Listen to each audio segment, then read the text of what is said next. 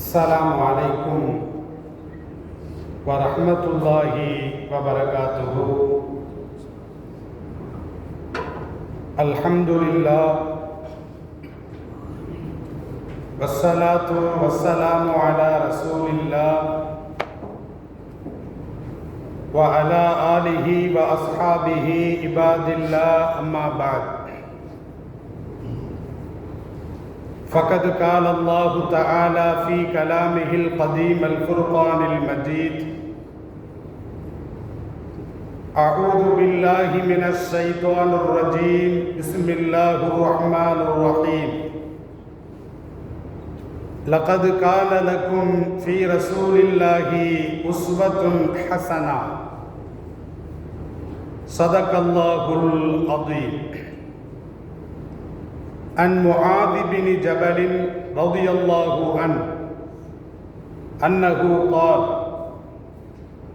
أوصاني رسول الله صلى الله عليه وسلم بعشر كلمات.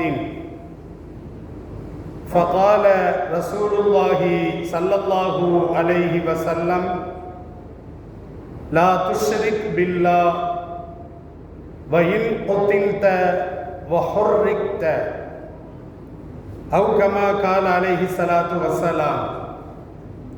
صدق النبي صلى الله عليه وسلم.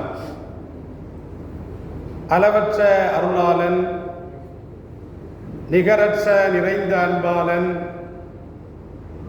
எல்லாம் வல்ல அல்லாஹுவின் திருப்பெயரை போற்றி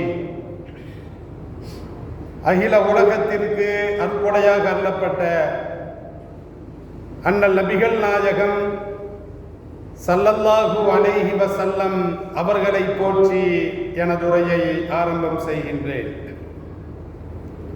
அன்பிற்கினிய அல்லாஹுவின் நல்லடியார்களே, எல்லாம் வல்ல அல்லாஹ் அல் குர்ஆனிலே அன்னலாரை பற்றி புகழ்ந்து பேசுகின்ற பொழுது எல்லாம் வல்ல அல்லாஹ் இப்படி பதிவு செய்வான்: லகது கான லக்கும் ஃபீ ரசூலில்லாஹி உஸ்வத்துன் ஹஸனா.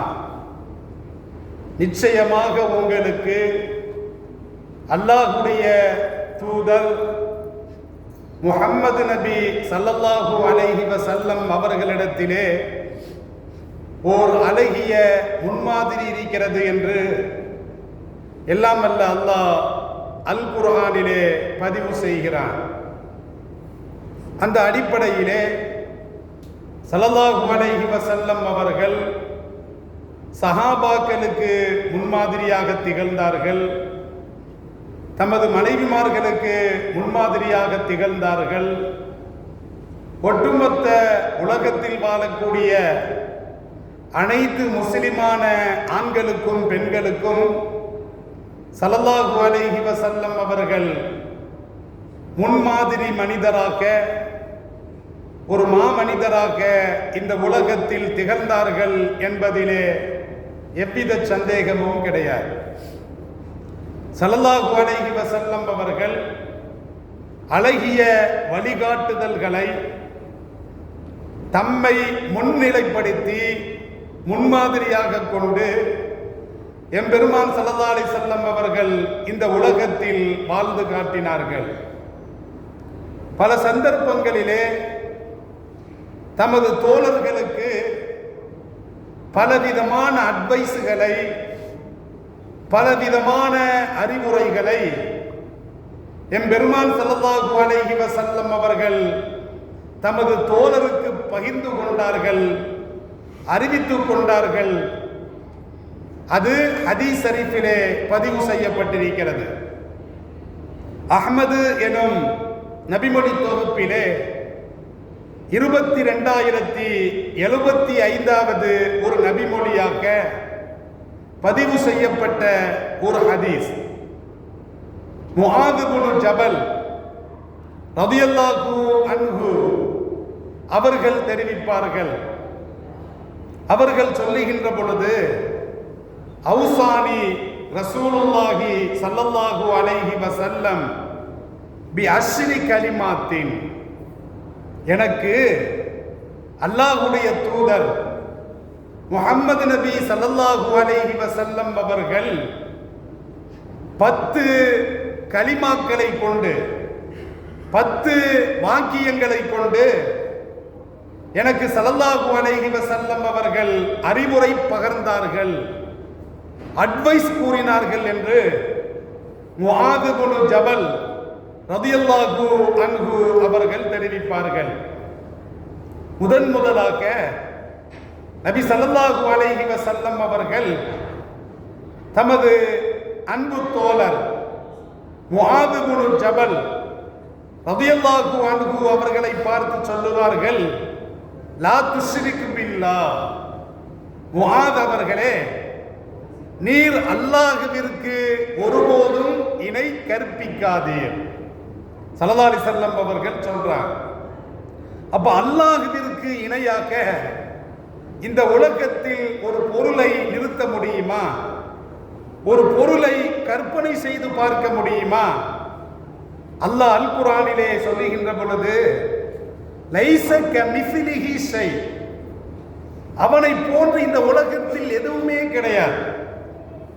அப்ப இறைவன் இன்ன பொருள், இறைவன் இப்படித்தான் இருப்பான் என்று யாரும் கற்பனை செய்து முடியாது, நினைத்து கூட பார்க்க முடியாது. அப்ப அப்படிப்பட்ட ஒப்பற்ற இறைவனை யாரும் இணை வைக்க கூடாது. அல்லாஹ் ரப்பல் ஆலமீன் அல் குர்ஆனிலே சொல்லுகின்ற பொழுது, இன்னல்லாஹ லா யக்ஃபிரு அன் யுஷ்ரக பிஹி வ யக்ஃபிரு மா தூன ஸாலிக் லிமன் யஷா. அல்லாஹ் குர்ஆன்ல சொல்றான், நிச்சயமாக அல்லாஹ் ஒருபோதும் இணை வைப்பதை, இணை வைப்போரை அவன் ஒருபோதும் மன்னிக்கவே மாட்டான். பெரும் பாவங்கள்ல ஸல்லல்லாஹு அலைஹி வஸல்லம் அவர்கள் முதன்மையான இடத்தை கொடுத்தது இணை வைப்புக்கு தான் கொடுத்திருக்கிறான். சஹாபாக்களை பார்த்து ஸல்லல்லாஹு அலைஹி வஸல்லம் அவர்கள் கேட்கின்ற பொழுது, அலாவு நப்பிவுக்கும் பி அக்பரில் கபாயிரி, பாவங்களிலே மிகப்பெரிய பாவத்தை பற்றி உங்களுக்கு நான் அறிவித்து தரட்டுமா என்று ஸல்லல்லாஹு அலைஹி வஸல்லம் அவர்கள் வேண்டிய பொழுது சஹாபாக்கள் சொல்லுவான், ஆம் யா ரசூலல்லாஹ், அல்லாஹ்வின் தூதர் அவர்களே, நீங்கள் அறிவித்து தாருங்களேன் என்று கேட்ட பொழுது ஸல்லல்லாஹு அலைஹி வஸல்லம் அவர்கள் என்ன சொல்லுவாங்க, அஷ்ஷிர்கு பில்லாஹ், பாவங்களிலே மிகப்பெரிய பாவம், இறைவனால் மன்னிக்க முடியாத மகா பெரிய பாவம், அது இணை வைப்பாக இருக்கிறது என்று எம் பெருமான் ஸல்லல்லாஹு அலைஹி வஸல்லம் அவர்கள் சொல்றாங்க. அப்ப கண்ணியமிக்கவர்களே, விபச்சாரம் செஞ்சா அல்லாஹ் நாடினால் மன்னிப்பான், கொலை செய்தால் அல்லாஹ் நாடினால் மன்னிப்பான், வட்டி வாங்கி சாப்பிட்டால் அது மிகப்பெரிய பாவம், இறைவன் நாடினால் மன்னிப்பான். ஆனால் இணை வைத்தால் இறைவன் நாடவே மாட்டான், மன்னிப்பை நாடவே மாட்டான். அப்ப இணை வைத்தால் இணை வைப்பாளருக்கு மன்னிப்பே கிடையாது. அவர் முஸ்லிமா இருந்தாலும் சரிதான், அவர் மூமினா இருந்தாலும் சரிதான், அவர் 10 ஹஜ்ஜி செஞ்சாலும் சரிதான், 20 உம்ரா செஞ்சாலும் சரிதான், அவர் நோன்பு வச்சாலும் சரிதான், அவர் தொழுதாலும் சரிதான், அவர் ஜக்காத் கொடுத்தாலும் சரிதான், இணை வைப்பிற்கு மன்னிப்பு என்பதே கிடையாது. அல்லாஹ் திட்டவட்டமாக அல் குர்ஆனிலே பேசுகிறான், ஒமை யுஷ்ரிக் பில்லாஹ் ஃபகத் ஹர்ரமல்லாஹு அலைஹில் ஜன்னah, யார் இறைவனுக்கு இணை வைக்கிறாரோ அவருக்கு இறைவன் சொர்க்கத்தை ஹராமாக்கி விட்டான், நிரந்தரமாக தடுத்து விட்டான். அப்ப கண்ணியமிக்கவர்களே, அப்ப முஆத் இப்னு ஜபல் ரலியல்லாஹு அன்ஹு அவர்களை பார்த்து ஸல்லல்லாஹு அலைஹி வஸல்லம் அவர்கள் முதலாக அறிவுரை கூறுகின்ற பொழுது, அட்வைஸ் கூறுகின்ற பொழுது, லா துஷ்ரிக் பில்லாஹ், இதைத்தான் தேர்வு செய்வார்கள், நீர் அல்லாஹ்விற்கு இணை வைக்காதீர், எந்த நிலையில் கடந்தாலும் சரி. வயின் குத்தில்த, நீ படுகொலை செய்யப்பட்டாலும் சரியே. வஹுர்ரிக்த, நீர் நெருப்பில் பொசுக்கப்பட்டாலும் சரியே, நெருப்புல ஒன்றிய கொண்டு போடுதான், அந்த நேரத்திலும் அஹத் அஹத் என்று தான் சொல்ல வேண்டும். அல்லாஹு அஹத், இறைவன் ஒருவன், லா இலாஹ இல்லல்லாஹ், இறைவனை தவிர வணங்குவதற்கு தகுதியான ஒரு கடவுள் வேறு எவரும் கிடையாது என்பதைத்தான் சொல்ல வேண்டும். படுகொலை செய்யப்பட்டாலும் சரி, நீர் நெருப்பிலே போடப்பட்டு பொசுக்கப்பட்டாலும் சரி, நீர் இறைவனுக்கு ஒருபோதும் இணை வைக்காதீர் என்று என் பெருமான் ஸல்லல்லாஹு அலைஹி வஸல்லம் அவர்கள் சொல்றார். இது பாவத்தில் முதன்மையான பாவம், மிகப்பெரிய பாவம். இரண்டாவது பாவம் என்ன? இந்த உலகத்தில் இறைவனுக்கு அடுத்த இடத்தில் இருப்பது யார்? இந்த உலகத்தில் இறைவனுக்கு அடுத்த இடத்தில் இருப்பவர் பெற்றோர். அப்ப கண்ணியமிக்கவர்களே, அப்ப இறைவனுக்கு பாவம் செய்வது இணை வைப்பு, அது முதல் தர பாவம் என்று சொன்னால், இரண்டாம் தர கட்ட பாவம், அதற்கு அடுத்த கட்ட பாவம் என்ன பாவம் தெரியுமா? அதை என் பெருமான் ஸல்லல்லாஹு அலைஹி வஸல்லம் அவர்கள் இரண்டாவது அட்வைஸாக முஆத் இப்னு ஜபல் ரலியல்லாஹு அன்ஹு அவர்களுக்கு சொல்லுவார்கள். என்ன சொல்றாங்க? வலா தஉக்கன்ன வாலிதைக்க, உனது பெற்றோர், பெற்றோர் அப்படின்னா தாயும் தகப்பனும் இருவர், அப்ப இவர்கள் தான் நமது பெற்றோர், உனது பெற்றோருக்கு நோவினை கொடுக்காதே ஸல்லல்லாஹு அலைஹி வஸல்லம் சொல்றான். இரண்டாவது பாவம் என்ன? ஸல்லல்லாஹு அலைஹி வஸல்லம் அவர்கள் ஹதீஸ்ல சொல்லுகின்ற பொழுது, மிகப்பெரிய பாவங்கள் குறித்து உங்களுக்கு நான் அறிவித்து தரட்டுமா என்று கேட்ட பொழுது சஹாபாக்கள்லாம் சொன்னாங்க. அப்ப இரண்டாவது தடவையாக, இரண்டாவது அந்தஸ்தில் இருக்கக்கூடிய பாவமாக ஸல்லல்லாஹு அலைஹி வஸல்லம் அவர்கள் என்ன சொன்னாங்க தெரியுமா? உக்கூக்குல் வாலிதை, பெற்றோரை நோவினைப்படுத்துவது, பெற்றோரை கோபப்படுத்துவது. ஹதீஸ்ல வருகிறது, பெற்றோரை நோவினைப்படுத்துவது அப்படின்னா பெற்றோரை அடித்து துன்புறுத்துவது. எத்தனையோ இடங்கள்ல பார்க்கிறோம், பெற்றோர் பாவமாக இருக்கின்ற, பாரமாக இருக்கின்ற காரணத்தினால் பெற்றோரை கம்பால் அடித்து துரத்தக்கூடிய காட்சியை நாம் கண்கூடாக பார்த்து கொண்டு வருகிறோம். கண்ணியமிக்கவர்களே, வடநாட்டிலிருந்து ராமேஸ்வரத்துக்கு வர்றான். என்ன செய்யறான் அப்படின்னா, தனது வீட்டில் இருக்கக்கூடிய வயது முதிர்ந்த தாயோ தகப்பனையோ அல்லது உறவுக்காரர்களையோ இங்க சுற்றுலா என்று வந்துவிட்டு அம்போ என்று விட்டு விட்டு செல்றாங்க. அப்ப சில பேர் மனநிலை பாதிக்கப்பட்டு பிச்சை எடுத்து செல்லக்கூடிய அவர்கள் பேசக்கூடிய மொழியை பார்க்கிறோம். ஹிந்தியாக இருக்கிறது, மராத்தியாக இருக்கிறது, ஒடிசாவாக இருக்கிறது, கன்னடமாக இருக்கிறது. அப்ப வடக்க இருந்து வந்துட்டு அந்த பெற்றோர் நமக்கு பாரம் என்று பெற்றோரை ஏற்றுக்கொள்ளாமல், பெற்றோரை தன்னுடன் வைத்துக் கொள்ளாமல், அவர்களை அரவணைத்துக் கொள்ளாமல் என்ன செய்யறான்? இங்க வந்து அம்போன்னு விட்டுட்டு போயிருந்தான். சில இடங்கள் அடிக்கிறான், கையால் அடிக்கிறார்கள் குழந்தைகள். அப்ப கண்ணியமிக்கவர்களே, எவ்வளவு பெரிய பாவம் தெரியுமா? இணை வைப்புக்கு அடுத்த பாவம் உக்கூக்குல் வாலிதை. என் பெருமான் ஸல்லல்லாஹு அலைஹி வஸல்லம் அவர்கள் சொல்லுவான், சீ என்று கூட சொல்லாதே. அல்லாஹ் குர்ஆன்ல பதிவு செய்யறான், வலா தகுல்லஹுமா உஃப், சீ என்று கூட சொல்லாதே, அதுவும் மிகப்பெரிய பாவம். அப்ப அவர்களை எதிர்த்து பேசாதே, அதுவும் பெரும் பாவம். அவர்களை அடித்து துன்புறுத்தாதே, அதுவும் பெரும் பாவம். அவர்களை வீட்டை விட்டு துரத்தாதே, அதுவும் பெரும் பாவம். அவர்களை அம்போ என்று விட்டு விடாதே, அதுவும் பெரும் பாவம். அவர்களை பிச்சை எடுக்க விட்டு விடாதே, பெரும்பாவம். இதுதான் பெரும்பாவம். அப்ப முஆத் இப்னு ஜபல் ரலியல்லாஹு அன்ஹு அவர்களை பார்த்து நபி ஸல்லல்லாஹு அலைஹி வஸல்லம் அவர்கள் இரண்டாவது பாவத்தை குறித்து அட்வைஸ் சொல்லுகின்ற பொழுது, வலா தஉக்கன்ன வாலிதைக்க, உனது பெற்றோருக்கு நோவினை தராதே. வஇன் அமராக்க, உனது பெற்றோர் இருவர் உன்னிடத்திலே ஏவுகிறார்கள். என்ன ஏவுறாங்க? அன் தஹ்ருஜ மின் அஹ்லிக்க, உனது குடும்பத்தினரை வெளியேற்றும்படி ஏவுகிறாங்க, உனது மனைவியை வெளியேற்றும்படி ஏவுறாங்க, உன் மாலிக்க உனது பொருளாதாரத்தை வெளியேற்றும்படி உன்னிடத்தில் கட்டளையிட்டாலும் சரியே. உனது மனைவி மக்களை வெளியே போன்னு சொல்றாங்க, உன் பொருளாதாரத்தை வெளியே கொடுன்னு சொல்றாங்க. இப்படி ஏவினாலும் சரியே, அந்த ஏவலுக்கு கட்டுப்படு. ஸல்லல்லாஹு அலைஹி வஸல்லம் அவர்கள் சொல்றாங்க, வ இன் ஜாஹதாக அலா அன் துஷ்ரிக பி மா லைஸ லக பிஹி இல்முன் ஃபலா துதிஹுமா. சூரத்துல் லுக்மான் அல்லாஹ் சொல்றான், பெற்றோர் விஷயத்தில் ஒரே ஒரு கட்டத்தில் மாத்திரம் அவர்களுக்கு கட்டுப்படுதல் கூடவே கூடாது. அல்லாஹ் குர்ஆன்ல பதிவு செய்யறான். ஒரே ஒரு விஷயம்தான், அவ்விருவரும் உன்னை தூண்டுகிறார்கள். எதற்காக தூண்டுறாங்க? என்னை இணை வைக்கும்படி அவ்விருவரும் உன்னை தூண்டினால் ஃபலா துதீஹுமா, இந்த ஒரு காரியத்தில் மாத்திரம் அவர்களுக்கு கட்டுப்படாது. இந்த ஒரே ஒரு விஷயம்தான். பெற்றோர் சொல்றாங்க, என்ன சொல்றாங்க?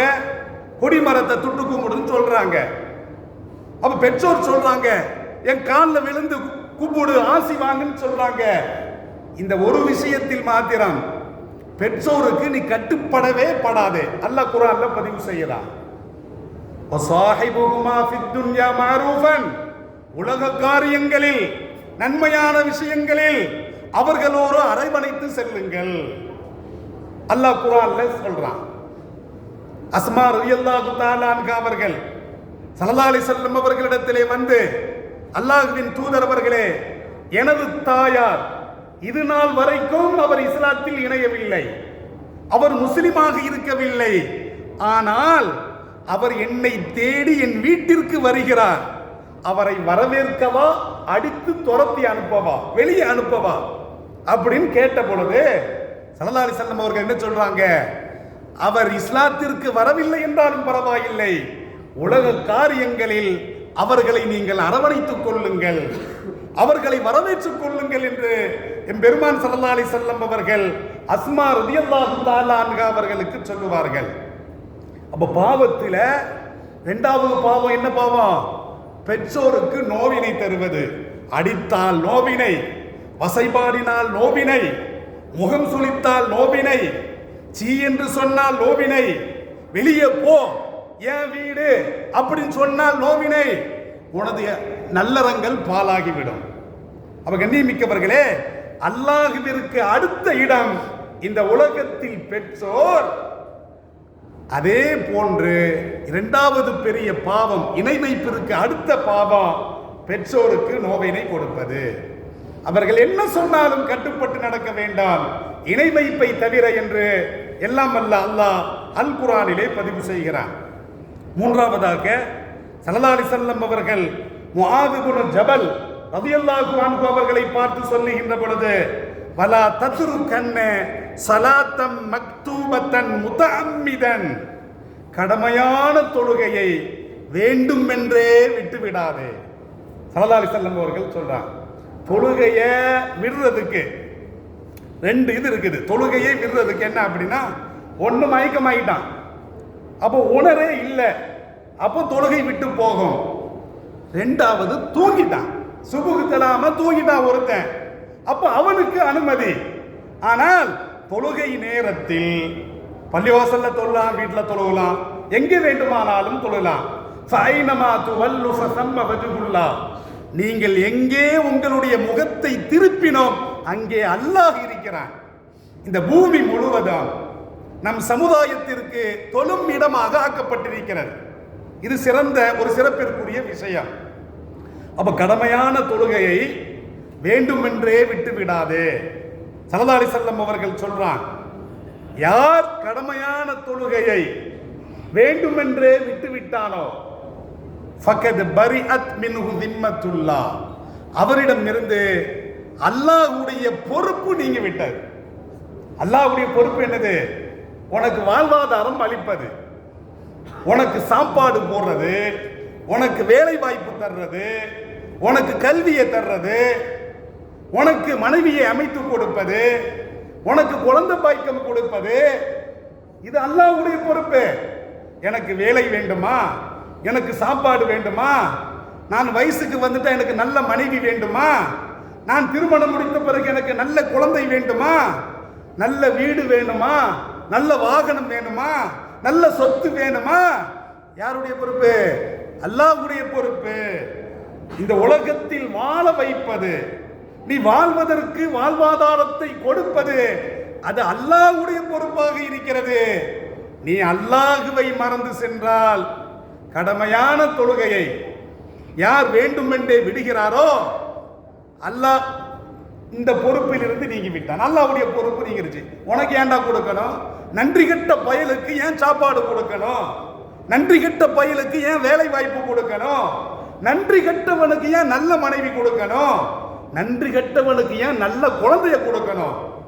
அல்லாஹ் நீங்கி விடுவான். எங்க போனாலும் கிடைக்காது. குழந்தை இல்ல, எங்க தேனாலும் குட்டிகர்னு அடிச்சாலும் கிடைக்காது.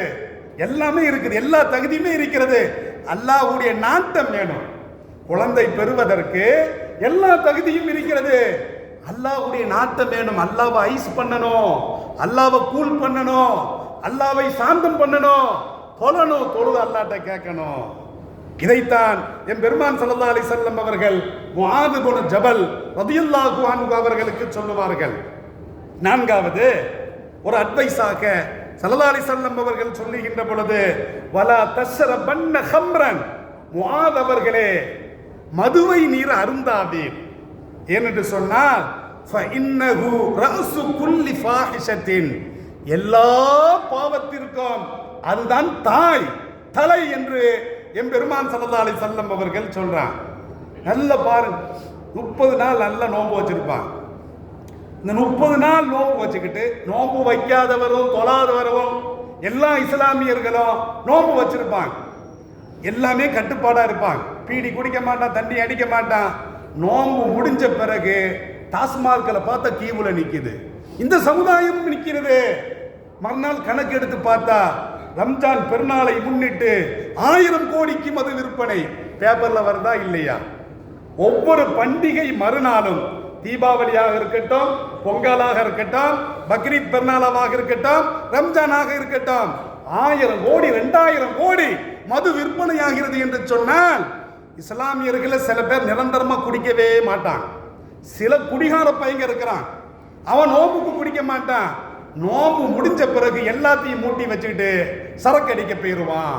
ஸல்லல்லாஹு அலைஹி வஸல்லம் அவர்கள் சொல்றாங்க, வலா தஷ்ரபன்ன ஹம்ரா, முஆத் இப்னு ஜபல் அவர்களே மதுவை தொடாதீர், மதுவை அருந்தாதீர்.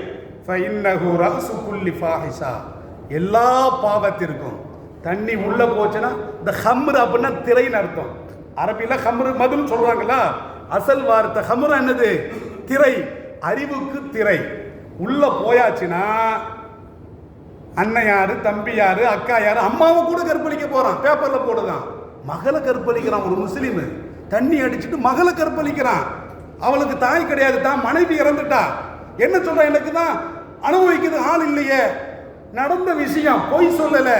ஒரு முஸ்லீமா இருந்துட்டு அவன் மனைவி வஃபாத் ஆயிட்டாங்க. பெண் பிள்ளையோடு வாழ்றான். எப்படி இருக்கணும்? மதுவை அடிச்சுட்டு மகளை கற்பழிக்க போறான். இதைத்தான் ஸல்லல்லாஹு அலைஹி வஸல்லம் சொல்றாங்க. மது என்பது அறிவுக்கு திரையாகிவிடும். கொலை செய்ய ஆரம்பிச்சிருவான், கொள்ளையடிக்க ஆரம்பிச்சிருவான், கற்பழிக்க ஆரம்பிச்சிருவான், எல்லா அனாச்சாரங்களையும் பண்ண ஆரம்பிச்சிருவான். இதைத்தான் ஸல்லல்லாஹு அலைஹி வஸல்லம் அவர்கள் 4வது அட்வைஸாக சொன்னாங்க.